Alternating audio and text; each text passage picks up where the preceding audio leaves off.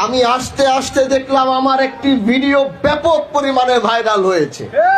বাংলাদেশের সব সাংবাদিকরা আমাকে ফোন দিচ্ছে, যে এখনো সাংবাদিকরা আমাকে ফোন দিয়ে যাচ্ছে, শুধু ব্যাখ্যা চাচ্ছে। কোথায় আজ থেকে 1-1.5 মাস আগে একটি বিচার করেছিলাম, সেই বিচারে সর্বোচ্চ সুষ্ঠু সমাধান করেছি। কারণ তারা আমাকে ছাড়া বলছে যে আপনি না থাকলে এই বিচার আমরা বসবো না, মানবো না। ঘুরতে ঘুরতে তারপরে বসেছি।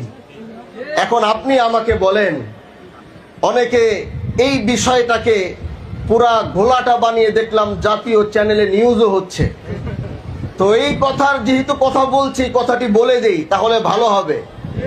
আমি সেই বিচারে বসেছিলাম, কারণ এই দেশের সবাই জানে হানজালার বিচারে কোনো ধরনের অনিয়ম হওয়ার কোনো সুযোগ নাই। তো আমি যেই বিচারে বসবো, সেই বিচারে যত বড় ব্যক্তিত্ব হোক, যত বড় লোক হোক, হানজালা যেই বিচারে বসে বিচার করে, সেই বিচারে বসে দুর্নীতি করার সাহস এই শিবচরের মাটিতে কারো নাই।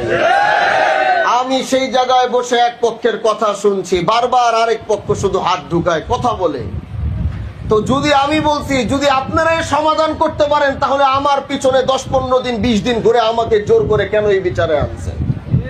তাহলে আপনারাই সমাধান করেন। এটা বলে আমি চলেও যাইতে নিছি, আমি চলে যাই, আমার দরকার নাই এই বিচার করা। না, আমরা আপনারা ছাড়া এই বিচার মানবো না। সুন্দর সমাধান হয়েছে বিচারের মধ্যে। যখন বারবার কাউন্টার দিচ্ছে আমাকে রেখে, আমি একজন এমপি, আমি মনে করি না যে সব সম্মানী ব্যক্তি, বিষয়টা এরকম না, কিন্তু আমি তো এলাকার একজন জনপ্রতিনিধি। আমি যখন একটা বিচারে বসবো, তখন তো আশেপাশে যারা কথা বলবে, আমি বাক স্বাধীনতা দিয়েছি। তার মানে তো এটা না যে আমার পাশে বসে বসে আমি চুপ করে আছি, আপনি পাশের থেকে বসে কাউন্টার দিবেন। বিষয়টা কি এরকম? সেটা আমার জায়গায় যেই হইতো সেই তাকে এই বিষয়টা বলে থামিয়ে দিত।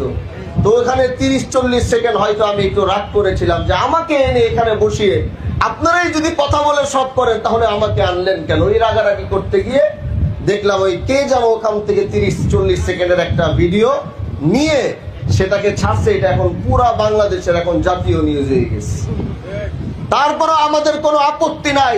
হকের বেলায় কথা বলতে হলে হানজালার এইভাবে কথা বলে যাও।